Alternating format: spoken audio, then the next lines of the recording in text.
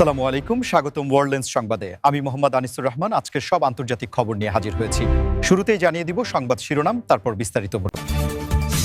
৯০টি যুদ্ধ বিমান দিয়ে ইরানে হামলা চালাবে যুক্তরাষ্ট্র। যে কোনো হামলাকে সর্বাত্মক যুদ্ধ হিসেবে বিবেচনা করবে ইরান। ইসরায়েলে ইরানের ফাত্তাহ হাইপারসনিক ক্ষেপণাস্ত্র হামলা, এটি কি যুদ্ধের মোড় ঘোরাতে সক্ষম? ইউক্রেনে রাশিয়ার ড্রোন হামলা, আহত ১৩। ত্রিপক্ষীয় আলোচনার মধ্যেই ব্যাপক ড্রোন ও ক্ষেপণাস্ত্র ছুড়ল রাশিয়া। আপনি যদি ইসরায়েলের ধ্বংস চান এবং মুসলিমদের বিজয় চান, তাহলে ভিডিওটিতে একটি লাইক ও চ্যানেলটি সাবস্ক্রাইব করে যাবেন। আসসালামু আলাইকুম, স্বাগতম ওয়ার্ল্ডলেন্স সংবাদে। আমি মোহাম্মদ আনিসুর রহমান। আজকের সব আন্তর্জাতিক খবর নিয়ে হাজির হয়েছি। শুরুতেই জানিয়ে দিব সংবাদ শিরোনাম, তারপর বিস্তারিত। আন্তর্জাতিক ভূরাজনীতির প্রেক্ষাপট যেন প্রতি মুহূর্তেই তার রং বদলাচ্ছে এবং বর্তমান পরিস্থিতির দিকে তাকালে এটা স্পষ্ট যে বিশ্বজুড়ে উত্তেজনার পারদ এখন তুঙ্গে। বিশেষ করে মধ্যপ্রাচ্যের আকাশে নতুন করে যুদ্ধের দামামা বাজার আশঙ্কা তৈরি হয়েছে, কারণ বিভিন্ন আন্তর্জাতিক গণমাধ্যমে উঠে আসা তথ্য অনুযায়ী পেন্টাগন বা মার্কিন প্রতিরক্ষা বিভাগ একটি বিশাল সামরিক পরিকল্পনার ছক কষছে, যেখানে বলা হচ্ছে যে প্রায় ৯০টি অত্যাধুনিক যুদ্ধবিমান প্রস্তুত রাখা হয়েছে এবং এই বিশাল বিমান বহরটি সম্ভাব্য ইরানি লক্ষ্যবস্তুতে আঘাত হানার জন্য যে কোনো মুহূর্তে নির্দেশনার অপেক্ষায় থাকতে পারে, যা নিঃসন্দেহে গোটা অঞ্চলের নিরাপত্তা ব্যবস্থার জন্য একটি বড় হুমকি হয়ে দাঁড়িয়েছে। সামরিক বিশ্লেষকরা মনে করছেন যে আমেরিকার এই ৯০টি যুদ্ধবিমান কেবল সংখ্যায় বেশি নয়, বরং এগুলোর মধ্যে রয়েছে স্টিলথ ফাইটার এবং বোমারু বিমান, যা রাডারে ধরা না পড়ে শত্রু সীমানার অনেক গভীরে গিয়ে নিখুঁতভাবে অপারেশন চালাতে সক্ষম।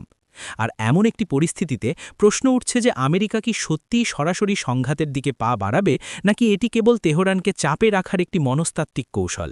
কারণ আমরা জানি যে গত কয়েক মাস ধরে পারস্য উপসাগর এবং লোহিত সাগরে যে ধরনের উত্তেজনা চলছে, তাতে যুক্তরাষ্ট্রের এমন প্রস্তুতিকে হালকাভাবে দেখার কোনো সুযোগ নেই। এবং এর আগেও আমরা দেখেছি, যখনই কোনো বড় ধরনের সংঘাতের সম্ভাবনা তৈরি হয়, তখন এভাবেই বিমানবাহী রণতরী এবং ফাইটার জেটগুলোকে স্ট্র্যাটেজিক পজিশনে নিয়ে আসা হয়।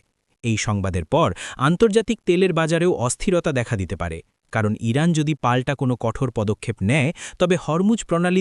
এদিকে যুক্তরাষ্ট্রের এই প্রস্তুতির খবরের বিপরীতে ইরানও বসে নেই এবং তারা অত্যন্ত কঠোর ও স্পষ্ট ভাষায় জানিয়ে দিয়েছে যে তাদের ভূখণ্ডে বা স্বার্থে সামান্যতম আঘাত আসলেও সেটিকে তারা কোনো বিচ্ছিন্ন ঘটনা হিসেবে দেখবে না, বরং যে কোনো ধরনের হামলাকে তারা সর্বাত্মক যুদ্ধ বা অল আউট ওয়ার হিসেবে বিবেচনা করবে, যা শুনলে যে কারোরই পিলে চমকে যাওয়ার মতো অবস্থা হতে পারে। কারণ সর্বাত্মক যুদ্ধের অর্থ হল ইরান তার হাতে থাকা সমস্ত সামরিক শক্তি, ব্যালিস্টিক মিসাইল ভান্ডার এবং আঞ্চলিক প্রক্সি নেটওয়ার্ক ব্যবহার করে পাল্টা জবাব দেবে। ইরানের শীর্ষ সামরিক কর্মকর্তারা এক বিবৃতিতে পরিষ্কার করেছেন যে তাদের প্রতিরক্ষা ব্যবস্থা এখন আর আগের মতো নেই এবং তারা আকাশ প্রতিরক্ষা ব্যবস্থাকে এমনভাবে সাজিয়েছে যা শত্রুর যে কোনো আগ্রাসন রুখে দিতে সক্ষম। এমনকি তারা হুঁশিয়ারি দিয়ে বলেছে যে যদি যুদ্ধ শুরু হয়, তবে সেই যুদ্ধের আগুন কেবল ইরানের সীমানার মধ্যে সীমাবদ্ধ থাকবে না, বরং তা ছড়িয়ে পড়বে গোটা মধ্যপ্রাচ্য জুড়ে এবং আমেরিকার আঞ্চলিক মিত্ররাও এর লক্ষ্যবস্তু হতে পারে। এই সর্বাত্মক যুদ্ধ কথাটির ওজন অনেক বেশি, কারণ এর মাধ্যমে তেহরান বুঝিয়ে দিচ্ছে যে তারা এবার আর কোনো সীমিত সংঘাত বা প্রক্সি যুদ্ধের মধ্যে নিজেদের আটকে রাখবে না, বরং তাদের অস্তিত্ব রক্ষার প্রশ্নে তারা শেষ পর্যন্ত লড়াই চালিয়ে যাবে। এবং এই ধরনের পরিস্থিতিতে সাধারণত কূটনৈতিক আলোচনার পথগুলো একে একে বন্ধ হতে থাকে, যা বিশ্ব নেতাদের কপালে। যুদ্ধের এই ডামাডোলের মধ্যেই সামরিক প্রযুক্তির জগতেও ঘটে গেছে এক বিশাল পরিবর্তন, যা অনেক সমরবিদের হিসাব নিকাশ পাল্টে দিয়েছে। বিশেষ করে ইসরায়েলের ভূখণ্ডে ইরানের ফাত্তাহ হাইপারসনিক ক্ষেপণাস্ত্রের সাম্প্রতিক ব্যবহার বা মহড়ার খবরটি আধুনিক যুদ্ধবিদ্যার ইতিহাসে একটি নতুন অধ্যায় যোগ করেছে বলে মনে করা হচ্ছে। হাইপারসনিক মিসাইল হল এমন এক প্রযুক্তি যা শব্দের চেয়েও ৫ থেকে ১৫ গুণ বা তারও বেশি গতিতে ছুটতে পারে, এবং সবচেয়ে ভয়ের ব্যাপার হল এটি বায়ুমণ্ডলের ভেতর দিয়ে আঁকা-বাঁকা পথে বা ম্যানুভার করে লক্ষ্যের দিকে এগিয়ে যায়, যার ফলে প্রচলিত রাডার বা আকাশ প্রতিরক্ষা ব্যবস্থা যেমন আয়রন ডোম বা ডেভিড স্লিংয়ের পক্ষে একে ট্র্যাক করা বা ধ্বংস করা প্রায় অসম্ভব হয়ে পড়ে। ইসরায়েলের মতো দেশ যারা তাদের আকাশ প্রতিরক্ষা ব্যবস্থা নিয়ে গর্ব করে, তাদের জন্য এই ফাত্তাহ মিসাইল একটি বড় মাথা ব্যথার কারণ হয়ে দাঁড়িয়েছে। এবং প্রশ্ন উঠছে যে এই একটি অস্ত্র কি সত্যিই যুদ্ধের মোড় ঘুরিয়ে দিতে সক্ষম? কারণ যদি সত্যিই ইরানের হাতে কার্যকর হাইপারসনিক প্রযুক্তি থাকে, তবে মধ্যপ্রাচ্যের সামরিক ভারসাম্য বা ব্যালেন্স অফ পাওয়ারে একটি বড় পরিবর্তন আসবে। সামরিক বিশেষজ্ঞরা বলছেন, হাইপারসনিক মিসাইল শুধু ধ্বংসই করে না, এটি শত্রুপক্ষের মনে এক ধরনের মনস্তাত্ত্বিক ভীতি তৈরি করে, কারণ এটি উৎক্ষেপণের পর আঘাত হানতে খুবই কম সময় নেয় এবং বাঁচার জন্য কোনো সময় পাওয়া যায় না, যা মধ্যপ্রাচ্য থেকে দৃষ্টি সরিয়ে আমরা যদি ইউরোপের দিকে তাকাই, তবে সেখানেও পরিস্থিতির কোনো উন্নতি নেই, বরং ইউক্রেনের মাটিতে যুদ্ধের ভয়াবহতা বেড়েই চলেছে।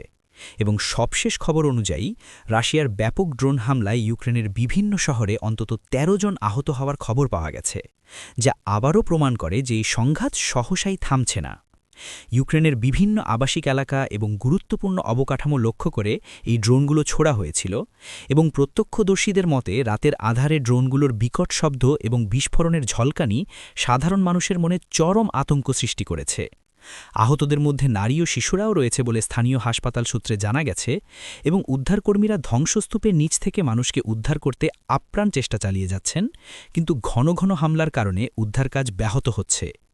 রাশিয়ার ব্যবহৃত এই ড্রোনগুলো, যা অনেকেই শাহেদ বা জিরান নামে চিনে থাকেন, এগুলো খুব কম উচ্চতায় উড়ে এসে আঘাত হানে এবং ঝাঁকে ঝাঁকে বা সোয়ার্ম আকারে আক্রমণ করার কারণে আকাশ প্রতিরক্ষা ব্যবস্থার জন্য এগুলোকে পুরোপুরি ঠেকানো বেশ কঠিন হয়ে পড়ে। এই হামলায় কেবল মানুষের প্রাণহানি বা জখমই হচ্ছে না, বরং ইউক্রেনের বিদ্যুৎ ও জ্বালানি অবকাঠামো মারাত্মকভাবে ক্ষতিগ্রস্ত হচ্ছে, যার ফলে লক্ষ লক্ষ মানুষকে বিদ্যুৎহীন অবস্থায় দিন কাটাতে হচ্ছে। বিশেষ করে শীতের সময় এই পরিস্থিতি মানবিক বিপর্যয় ডেকে আনছে।